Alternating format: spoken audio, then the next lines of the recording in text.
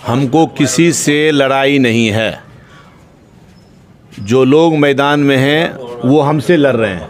MLC चुनाव की सरगर्मी बेगूसराय में काफ़ी तेज हो गई है। सभी प्रत्याशियों ने अपना अपना नामांकन जो है आरंभ कर दिया है। नामांकन लगभग समाप्ति की ओर है और इसी को लेकर इसी सरगर्मी के जो एमएलसी चुनाव का सरगर्मी तेज हुआ है, इसी को लेकर आज पूर्व विधान पार्षद रजनीश जी अभी भ्रमण के लिए आए हुए हैं। इससे पहले ये मालीपुर में उच्च विद्यालय मालीपुर परिसर में क्रिकेट मैच का जो आयोजन हुआ था उसका उद्घाटन किए थे और अभी पंचायत भवन मालीपुर पहुंचे हुए हैं। यहाँ जनप्रतिनिधियों से मुलाकात कर रहे हैं। जानने की कोशिश करता हूं कि आपका क्या रणनीति है और इस बार 2 बार अब चुनाव जीत चुके हैं इससे पहले और तीसरे बार फिर से मैदान में उतरे हैं और इस बार जो चुनाव का जो सरगर्मी होगा क्या होगा और किसके साथ आपका टक्कर होगा। फिलहाल इनके साथ जितने भी जनप्रतिनिधि हैं मालीपुर पंचायत और आसपास के कई पंचायत के प्रतिनिधि भी अभी साथ हैं, लेकिन कहीं न कहीं इनसे क्या उम्मीद है और इस बार जो चुनाव हो रहा है विधान परिषद खगड़िया बेगूसराय का जो विधान परिषद का चुनाव हो रहा है, इसमें सर आपका किससे टक्कर हो रहा है? कोई टक्कर नहीं है। हमको किसी से लड़ाई नहीं है। जो लोग मैदान में हैं वो हमसे लड़ रहे हैं। हमारी लड़ाई किसी से नहीं है और हम बहुत आगे हैं चुनाव में, लड़ाई में। जो काम हमने किया है पहली बार पहला टर्म में, उसको देख करके उस समय के जो प्रतिनिधि थे 2015 में, उन्होंने हमारे अच्छे काम, अच्छे व्यवहार, अच्छे विचार और हमेशा जो उपलब्ध रहने का जो एक हमने काम करने के तरीके में जो अपनाया है, उस कारण से हमको दूसरी बार वोट दिए 2015 के जो प्रतिनिधि थे। अब फिर अच्छा काम किए हैं दोनों बार मिला करके, तो तीसरी बार मैदान में हैं और आप देख रहे हैं और जो माहौल है और जो सब जगह, तीसरी बार फिर हमको जनप्रतिनिधि अपने प्रथम वरीयता के वोट से जिता करके इस बार फिर बिहार विधान परिषद में भेजेंगे, ताकि उनके जो काम है, उनका जो समस्या, उनको 5 साल चुन करके वो आए हैं, उस 5 साल उनको जनता की सेवा करना है और उस जनता के सेवा में जहाँ जो ज़रूरत हमारी आवश्यकता पड़ेगी, कभी किसी समस्या के समाधान में, कभी किसी बात को सरकार तक पहुंचाने में, कभी किसी समस्या के समाधान में पदाधिकारी तक बात को पहुंचाने में, तो उस समय हम उनकी बातों को करेंगे। और हम चूँकि करते आए हैं, हमें एक अनुभव है, हमारे बारे में जनप्रतिनिधियों की समझ स्पष्ट है, इसलिए हम इस चुनाव में आगे हैं और हमें किसी से लड़ाई उड़ाई नहीं है। जिस तरह से सर हम देख रहे हैं कि नामांकन की प्रक्रिया हुई, चाहे आपकी नामांकन हो, चाहे राजीव कुमार की हो या फिर मनोहर यादव की हो, प्रत्येक नामांकन में जैसा देखा गया है कि प्रत्येक प्रतिनिधि जा रहे हैं। आखिर इसमें कहीं न कहीं उधेड़-बुन की स्थिति पैदा हो रही है क्या? नहीं, कोई उधेड़-बुन नहीं है। देखिए, मुझे तो ऐसी कोई जानकारी नहीं है, ना मैं इसके पीछे पड़ता हूँ कि कौन किसके नामांकन में गया। हमारे नामांकन में जो 10 मार्च को हुआ, उस नामांकन में कुल 5300 प्रतिनिधि थे और मुझे नामांकन के 10 के बाद हमने एक एक पंचायत प्रतिनिधि को फ़ोन करवाया अपने कॉल सेंटर से, और जो रिपोर्ट आया कि कौन आए और कौन नहीं आए, तो लगभग 4000 प्रतिनिधि स्वयं उपस्थित हुए थे हमारे नामांकन में, वोटर जो हैं।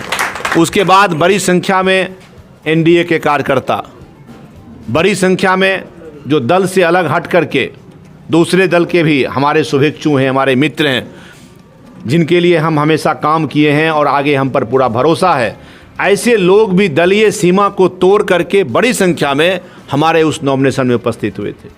अब उसमें से कुछ लोग फिर दूसरे के नॉमिनेशन में गए आए, इस सब से मैं ध्यान नहीं रखता हूँ।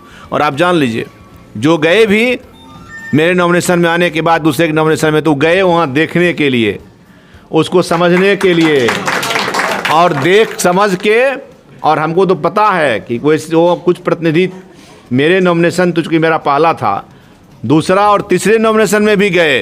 अब तीसरा मैं किसको कह रहा हूँ समझ रहे हैं, तो दूसरे और तीसरे नॉमिनेशन में समझने गए और समझ बुझ के आ गए कि करना क्या उनको है। ये भी बता देते हैं आपको, जो कल एक सोशल साइट पर सर पूरी बात, जो व्यवस्था थी, जिस तरह से उनका भाषण था, जिस तरह का उनका व्यवहार था और वो व्यवस्था से ही पता लग गया कि आगे ये क्या करेंगे। शुरुआत ही जो उनकी थी वो बता रहा था नॉमिनेशन की सभा और नॉमिनेशन की व्यवस्था ही कि इनसे आगे चलने वाला ही 2 जिला संभालने वाला नहीं है, नहीं संभाल सकते हैं। इसीलिए जनप्रतिनिधि तीनों नॉमिनेशन को देख करके तय कर लिया है और फिर से देखा हुआ, परखा हुआ, अनुभवी और जिसको बना करके 2009 में प्रतिनिधि उस समय के, फिर 2015 में प्रतिनिधि जो थे, अब फिर इस बार 2021 वाले प्रतिनिधि भी जो जीत के आए हैं, वो मुझे रजनीश कुमार को फिर बिहार विधान परिषद में भेजने का मन बनाया। सबसे बड़ी बात है, कल एक सोशल साइट पर एक आपका सर्वे देख रहे थे, उस सर्वे के अनुसार 90% जो है आपके पक्ष में वहाँ हम देख रहे थे। जो कमेंट था कि रजनीश कुमार फिर से एमएलसी चुने जाएंगे, क्या कहना चाहेंगे? देखिए, ये स्वाभाविक है, आप किसी भी तरह का सर्वे कराइए और मैं तो कहूँगा कि ये सर्वे आप कराइए, हर प्रकार का कराइए, हर ब्लॉक में कराइए। 25 ब्लॉक है, 25 ब्लॉक में कराइए, हर जात में कराइए, हर धर्म में कराइए, तो आपको रजनीश कुमार आगे मिलेगा हर ब्लॉक में। मेरे लिए सारी दलीय सीमाएं, जाति की सीमाएं, कोई जात जप रहे हैं, अपना जात के वोट खोज रहे हैं, कोई और कुछ बात कर रहे हैं, लेकिन हम जनप्रतिनिधि की बात कर रहे हैं और उसमें न हमारे यहाँ जाति की सीमा है, न पार्टी की सीमा है, न धर्म की सीमा है। सभी लोग अपने विश्वसनीय प्रतिनिधि को, भरोसेमंद प्रतिनिधि को, काम करने वाले प्रतिनिधि को, देखा परखा जांचा हुआ प्रतिनिधि को प्रतिनिधि लोग मिल करके चुन रहे हैं और ये तय हुआ है। इसीलिए आप कोई सर्वे कराइएगा तो आपको इसी तरह से 90-95% आएगा। यूपी में जिस तरह से जीत हुई है एनडीए की, उसके बारे में क्या कहना चाह रहे हैं सर?